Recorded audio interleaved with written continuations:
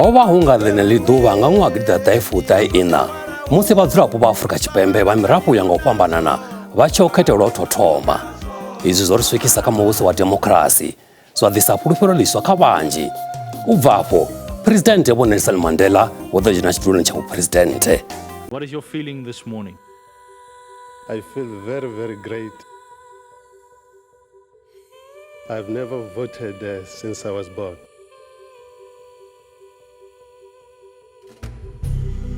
It is the realization of hopes and dreams that we have cherished over decades. The dreams of a South Africa which represents all South Africans. It is the beginning of a new era. We have moved from an era of pessimism, division, limited opportunity, turmoil, and conflict.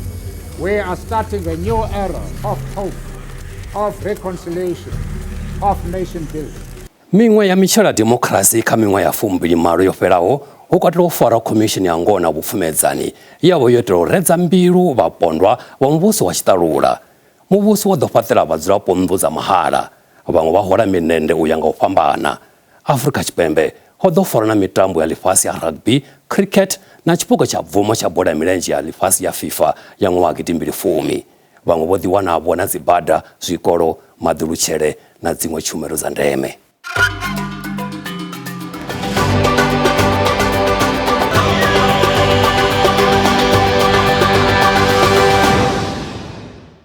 Hone nga murahu ha iyi miṅwaha ya fumbili-malo zwi ḓura vhugai u tou swikela ṱhoḓea ṱhukhuṱhukhu dza u ḓitshidza. Mutodulusi Maswele Ralebona u ri vhudza zwinzhi. Maswele ri khou ni ṱanganedza madekwana ṋamusi. Madekwana avhuḓi Vho Lukoto na vhaṱaleli ngei mahayani. Vhaṅwe vha ḓi ri miṅwaha ya fumbili-malo yo ḓisa zwinzhi, yo ḓisa tshanduko, ngeno vhaṅwe vha tshi ri haya ri kha ḓi vha kuri kha ri ḓo sedza dzimbalombalo dzine ri farela madekwana ṋamusi uri dzi vha dzi khou amba mini. U tou amba ngoho tshanduko dzi hone fhedzi dzo ya nga u fhambana. Vhaṅwe vha ḓo ḓivha vho fushea, vhaṅwe vha tshi ḓivha na zwililo zwavho zwo fhambananaho. A ri sedze magavhelo ane sa zwino fhano Afrika Tshipembe a vha hone nga murahu ha miṅwaha ya 28 ine ri khou amba ngayo. A ri sedze minimum wage. Minimum wage ndi miholo wa fhasisa une muvhuso wo u tia uri mushumi muṅwe na muṅwe wa fhano Afrika Tshipembe ane a khou shuma kha khamphani ifhio na ifhio a nga vha a khou wana wone. Vhone vha nga ḓivha vhudzulani phoyeni vha khou wana zwigidi na zwigidi zwa dzi rannda, fhedzi muvhuso uri masheleni a hone a songo vha maṱukusa u fhirisa hoyu muholo wo vheiwaho hafha une wa vha kha 3,643 rand and 92 cent muthu nga muthu. Havha na tshelede ine ya vha ya mundende ya vhana une sa zwino mundende wa vhana wo dzula kha 460 rand. Havha na ya vhakegulu kana ya vhaaluwa ya 1890, ravha na ya vhaholefhali ya 1985 na mundende wo ḓiswaho nga mafhungo a COVID-19 une u khou fhiwa vhathu vha sa shumi wa 350 rand. Lukoto kha ri ḓo sedza ri ambe zwiṱukuṱuku nga muholo wa vhathu vho ḓiswa nga COVID wa 350 uri u khou thusa mini u swika zwa zwino ngori hu na vhathu vhanzhi vhane vho fhelelwa nga mushumo kana a vha na mishumo. Vho Lukoto muholo uyu vha u sedza vhone zwa zwino a u badeli rente, a u koni u swikelela ṱhoḓea dzine dza vha hone hafha kha heyi bracket ine ro sedza khayo zwino ine u nga si kone u vha rengela zwiḽiwa zwoṱhe zwine vha zwi ṱoḓa nga ṅwedzi. Fhedzi u nga kona u vha rengela tshisibe tsha u ṱamba, wa kona u vha itisa uri vha kone u bva vha yo ṱoḓa mushumo, vha badele thekhisi, vha badele bisi, vha ṱoḓe vha yo wana mushumo. Zwino a ri nambe ri sedze mitengo ya zwiḽiwa uri yone yo ima nga nḓila ḓe. 10 kg ya mugayo Vho Lukoto vha i wana mavhengeleni ane o ḓoweleaho nga 100 randa, vha wana mapfura a u bika nga 85 randa, vhurotho ha brown kha dzi bakera dzedzi khulwane dzine ra dzi ḓivha nga 15 randa, vha wana rice ya 2 kg nga 36 randa, havha na vhanzhi vha i vhidza braai pack vha i wana nga 80 randa. A ri sedze ri ḓo amba nga mutengo wa mapfura a u bika zwino fhedzi a ri thome ri ambe nga mutengo uyu wa mugayo uri ndi mini mbuno dzine dza vha hone nga murahu ha musi mutengo wo gonya ngo rali, ngeno vhathu vha tshi nga ri mavhele o ḓala nahone Afrika Tshipembe ḽi a kona u bveledza mavhele ane a nga fusha vhadzulapo vhane ḽino avha vhadzula tsini na riṋe vhasimabindu vhone vha khou fula uri vho bveledza mavhele manzhi. So ndi ngani mugayo wo gonya madzina uri u tsele fhasi? Vha ḓo zwi humbula zwa uri mugayo wone une wo dzula u bulasini kana hanefho hune wa limiwa hone u tea u dovha wa transportiwa. Zwine zwa vha zwi khou amba zwa uri mini na miholo ya vhashumi i tea u dovha ya dzhenelela hanefho, miholo ya zwivhaswa dzi petrol price na dzi diesel na zwone zwi tea u dzhena hanefho u itela uri hoyo mugayo u kone u swika vhengeleni. Kha ri sedze zwiṱukuṱuku nga muholo wa mapfura a u bika wo gonyaho, fhedzi vhaṅwe vha nga ri a zwi khou ḓiswa ngori a hu na muvhuso wa khwine kana muvhuso a u khou vhusa nga nḓila yone. Ndi mafhungo a khakhathi dzi no khou itea fhaḽa Ukraine na Russia. Before hu tshi nga vha na khakhathi dzo no khou itea Ukraine na Russia vho Lukoto, vha ḓo zwi humbula uri hovha ho dzula miholo ya cooking oil mitengo ya cooking oil yo vha i khou ḓi ya nṱha nga nṱhani ha uri production kana u bveledziswa ha dzi sunflower fhano Afrika Tshipembe zwo vha zwi sa khou tshimbila zwavhuḓi. Hori u tshi ḓo ḓa mafhungo a nndwa yo no khou itea between Ukraine na Russia zwa namba zwa kokodza muholo mutengo wa cooking oil wa ya nṱha na u fhirisa. Kha ri sedze uri miṅwe mitengo kana zwiṅwe zwi khou tshimbilisana. Mitengo ya zwivhaswa vho Lukoto ra sedza zwino miṅwahani yo fhelaho kana a tou na ṅwaha wo fhelaho petrol price ra ri khou i wana nga vho ma 16 rand hanefhaḽa, sa zwino yo no swikelela is the highest ine ya vha hone fhano Afrika Tshipembe kha 21 rand 96 cent and petrol 93 octane nga 21 rand 63 cent, diesel 21 rand 24 cent, parafini ine ya shumiswa nga maanḓa nga vhathu vha no dzula mikhukhuni na hanefho hune ha vhathu vha na miḓagasi vha khou i wana nga 15 rand and 84 cent. Maswele, kha ri sedzese hafha fhungo ḽine vhanzhi vha khou amba ngalo ḽa ḓisedzo ya tshumelo uri zwi khou tshimbilisana. Vho Lukoto, a ri sedze tshumelo dza ndeme dzine vhadzulapo vha shango ḽiṅwe na ḽiṅwe a vha koni u dzula vha si nadzo. A ri sedze dzinnḓu, muvhuso u khou sumbedza uri since ho thoma mbofholowo nga ṅwaha wa 1994 vho no fhaṱela vhadzulapo nnḓu dza mahala dzi swikaho 3.2 million. Maḓi hu khou sumbedza uri vhadzulapo vha fhano Afrika Tshipembe at least 93% yavho vha na nḓisedzo ya maḓi. Ha vha na vhuongelo kana zwibadela. Vho Lukoto, hafha ri khou wana uri zwibadela zwa muvhuso zwo ṱangana zwoṱhe ndi 422. Ha vha na dzi kiliniki dza 3841, ha vha na zwikolo zwine zwo ṱangana na zwa private ndi 25,000. Maswele, ri ḓo amba zwinzhi nga mafhungo aneya. Kha vha ri thome ri gati zwone zwino ri ya vhuya maragani ri tshi vhuya ḓo vha ri na muyeni washu wa madekwana ṋamusi ane a vha mulwela pfanelo dza vhadzulapo Phethani Madzivhandila. Ri ya vhuya zwone zwino.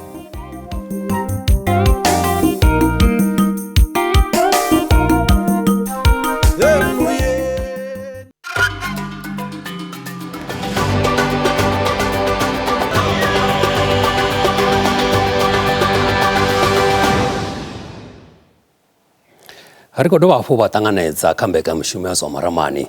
Vha zwi ḓivha muyena songo holaho zwa Maramani unazo. Ro no ḓivha naye muyeni washu madekwana ṋamusi ndi mulwela pfanelo dza vhadzulapo Phethani Madzivhandila khathihi na mutodulusi washu ene Maswele Ralebona. Phethani, ra ni thome nga ini hafhanoni uri zwo thoma nga ṅwaha wa 1994 ro no ḓivha na miṅwaha ya fumbili-malo zwa zwino. Muhumbulo muhulwane we vha khou nyanga u swikeleliwa nga muvhuso uyu wa vhathu vha rema kana wa vhathu vha dzundufhio? Muhumbulo muhulwane ho vha hu mbofholowo na pfanelo dza vhathu vha rema vhane vha vha vhone vhongani wapo wa shango ḽa fhano. Ngori after miṅwaha ino fhira 300 ri tshi khou sikeledziwa nga vhatshena ndi hone ri a kona u swikelela hoyo ṅwaha wa 1994. Fhedziha ri fanela u humbula zwa uri ri tshi thoma nndwa yashu yo ulwa na tsikeledzo ine vha ri khou ṱangana ngayo kha vhatshena. Nndwa yashu yo ḓivha zwine zwi bva na kale na kale yori wo swika kha ḽino vha ri dzhiela zwine zwa vha zwashu zwine zwa vha mavu ashu. And zwi tshi ṱangana zwo ralo miṅwaha yo no ḓi tandulukana ho mbo ḓi fumwa na state tsha South Africa nga 1910. Ra vhona nga 1948 hu tshi vha na muvhuso wa apartheid, then nga 1961 ya kona u vha republic. And hezwo zwoṱhe zwi khou itea vhathu vhane vha vha vhongani wapo vha ḽino vha songo consultiwa kana vha songo ambiwa navho. Hu khou itiwa shango ḽine vhone vha khou tou kombetshedzea uri vha vhe khaḽo ngori ndi fhethu hune vha tumbuka hone, hune vha bva hone. Hune ra vha hone ṋamusi o no fhela miṅwaha ya 28 ri na thaidzo ya uri zwithu zwe ra vha ri khou ṱoḓa zwone a ri thu zwi wana. Zwi nga ḓivha zwi hone, of course ri na pfanelo zwo move around, not u fana na musi nga tshifhinga tsha apartheid. Fhedzi hai hune ra vha hone ṋamusi ndi zwa uri ho no ḓivha na dzi khakhathi nnzhisa dzo vha hone South Africa u fana na dzi struggles dza Americana vhashumi vha tshi thuntshiwa vha lovha. Then ri khou vhona na crisis ye itea nga tshifhinga tsha COVID u tswa tshelede na dzi tshanḓanguvhoni na dzi corruption dzine dzo itea dzo ḓalaho South Africa. Zwine ra vha khadzo zwino ndi zwa uri ro vha ro fulufhela zwinzhi fhedzi hai a ri thu wana zwinzhi ngauri vhunzhi ha vhathu ri kha ḓi vha fhasi ha vhushai. The stats of our recently is uri over 70% ya vhaswa vha unemployed and over 50% ya vhathu vha South Africa they live under poverty line. Zwine zwa kusumbedza uri ri sedza hedzi mbalombalo dzine dza vha hone vhunzhi havho ndi vhathu vharema wa fhano South Africa. Zwa sala zwi khou ita uri vha si tsha vha na fulufhelo kha iyi system yo vota. Ndi zwine ra khou vhona u khou vha na u fhungudzea zwo raloho. Maswele, Phethani hapo kusumbedza uri mbofholowo vhathu vha dzuri i wana fhedzi kha mafhungo a ikonomi huna zwiṅwe zwine vhathu vhatswu vha khou wanela uri kana vharema a vhathu swikelela no sumbedza kana u vhala dzimbalo hafhano uri sumbedza dzimbalo dzo fhambanaho na imana zwine Phethani a khou amba nga mafhungo a ikonomi. Ndi khou livhuwa Lukoto. Ra sedzai fhano Afrika Tshipembe musi hu tshi waniwa wone muvhuso hoyu wa democracy nga 1994 zwine tsumbedzo dzi khou sumbedza uri zwe vha ḽihoro ḽivhusaho vha swikelela zwone ho vha fhedzi uri vha ri fhe riṋe vhadzulapo political freedom ine economic freedom ndi zwithu zwine riṋe vhadzulapo kana riṋe vha ri khou lwela mbofholowo ri ḓo tea u tou dzi shumela riṋe vhaṋe ri nga ngomu hayo ngauri vha sedza na mavu kana land i kha ḓi vha zwanḓani zwa vhane vhaḽa vhe vha vha kha muvhuso wa apartheid vhe vha ḓa vha tswa shango ḽa fhano Afrika Tshipembe. Ra dovha ra sedza uri dzikhamphani dzi re nga ngomu ha JSE na tshelede ine zwa khou ita zwoṱhe hezwo zwithu zwi khou dovha zwa benefita vhane vhaḽa vhe vha khou benefita nga tshifhinga tshe tshiḽa tsha kale zwine zwa amba uri mini zwine Phethani a khou amba zwone ndi zwone fhedzi arali ri khou tou balansa ndi mafhungo ane a uri roṱhe fhano Afrika Tshipembe ri khou tea u shuma ro sedza uri ri khou tea u wana political economic freedom nga vhoriṋe vhaṋe. Unfortunately havha vhe na maanḓa a ikonomi nga tshetshiḽa tshifhinga tsha kale ri khou dzhena navho kha heyi race kana kha heyi mbambe ngeno uri vhone vha vhono vha phanḓa ri tshi ḓa kha mafhungo a ikonomi. Phethani ra ndi vhuya kha ini afho ri sedza uri nga tshifhinga tsha nyambedzano dze dza vha hone vhukati ha mahoro o fhambananaho musi ri khou ḓa kha muvhuso u khou fhaṱiwa muvhuso wa democracy ndi zwifhio zwiṅwe zwine na khou vhona zwa uri vhathu vhe a vho imela vharema vho swika ye vha zwi ṱanganedza zwezwo vho fanela vha songo zwi ṱanganedza kana zwino zwi khou livhisa kha tshiimo tshine ra vha khatsho zwa zwino? Thaidzo yo vha hone ri khou vha na Codesa ti ro vha na mbili Codesa 1 na Codesa 2. Ro ri swika kha negotiation table ri khou ita dzinyambedzano na vha muvhuso wa tshiṱalula wa kale ho vha na dzi compromise kana concession dzo itiwa dzine dzo vha dzi songo fanela uri dzi itiwe. Thaidzo yo vha kha mafhungo ane a vha nga maanḓa a vhuṱhogwa ngori mafhungo a shango mafhungo a ikonomi a transform a ikonomi ri khou vhona zori after that ri nga ro wana dzi policies dzine yelana na dzi BEE dzine so far dzo no to benefita vhathu vhaṱuku vhane vha vha ri nga ri vhane vha vha tsinisa na vhane vha vha kha dzi poso khulwane dza muvhuso dzine dza vha dza government. So concession dzine dzo itiwa nga maanḓa kha Codesa ri tshi khou yelana na mafhungo a uri mavu a ḓo vhuiselwa hani murahu na commission ya 1996 ya TRC a yi ngo kona u ita uri hevo vho ri khakhelaho ine miṅwaha minzhi vha kone u ḓiswa phanḓa a tshanḓa tsha mulayo uri vha kone u accounta for zwithu zwe vha vha vha khou zwi ita against vhathu vhatswu. Ndi zwine ra vha zwone ṋamusi kha shango ḽine a ḽi na zwine nga itiswa ne vha ri social cohesion a ri tou vha lushaka luthihi ngori a hu ngo kona u vha na uri hu vhe na ngoho yo fhelelaho ya vhukuma yo uri ho itea hezwi vhaṅwe vho vhulaiwa vha tshi khou lwela mbofholowo sa vhathu vhatswu. Hune ra vha hone ṋamusi nga vho early 2000 ho vha hu na nga maanḓa ri tshi pfha nga maanḓa dzi radioni ho vha hu khou ambiwa na zwithu na South Africa alive with possibility rainbow nation zwo vha zwi khou iswa phanḓa nga maanḓa zwithu mara ṋamusi zwithu a zwi tsheho zwi sumbedza zwa uri ho vha na failure kana ho vha na u sa vha na uri hu kone u vha na uri ri kone u itulula zwe zwa zwo itea murahu ngori South Africa lo vha ḽi shango ḽine ḽi divided nga maanḓa ri na dzi TBVC states mashango haya manzhi wa Transkei, Sky, Venda, Vhuphuresidennde na fhethu hunzhi o ḓalaho ngo angaredza muṅwe wa vhaḓivhaho vho Professor Neville Alexander vhe vha tshi fudza University of Cape Town vho amba nga ha zwithu zwine ra zwi vhidza national question uri u kone u define zori ndi nnyi muthu ane a pfhi mudzulapo wa South Africa zwi amba mini u vha mudzulapo wa South Africa ende ri zambisa hani nga nḓila ine ra kona u foma lushaka luthihi hune ra vha hone zwino ri tovha vhathu vhane ri kha border nthihi mara a ri khou tshimbila mulenzhe muthihi kha ri ḽi fare hanefha ḽine fhungo ri yavha zwino thome ri yo palela vhana thome ri kathu vha songo takuwa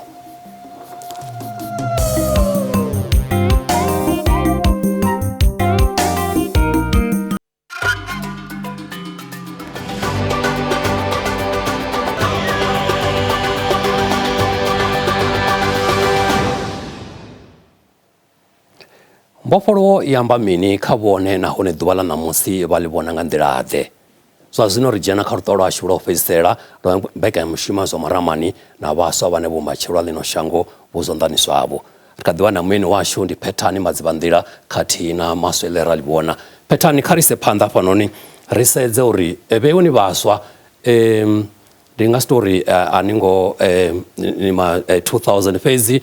muvhuso wa tshiṱalula a ni ngo tou vhona nga nḓila heyo ni vhona u nga ri zwa zwino ho shanduka zwifhio na no funa u itwa mini u ya phanḓa thome nga ini Phethani? Hune ra vha hone zwino ndi uri tshanduko dzo ḓi vha hone u bva 1994 swika ṋamusi fhedzi hai a zwi tou swika to the kha tshikhala tshine ra nga ri zwino hai ro vhofholowa zwithu zwoṱhe zwo luga thaidzo ri tshi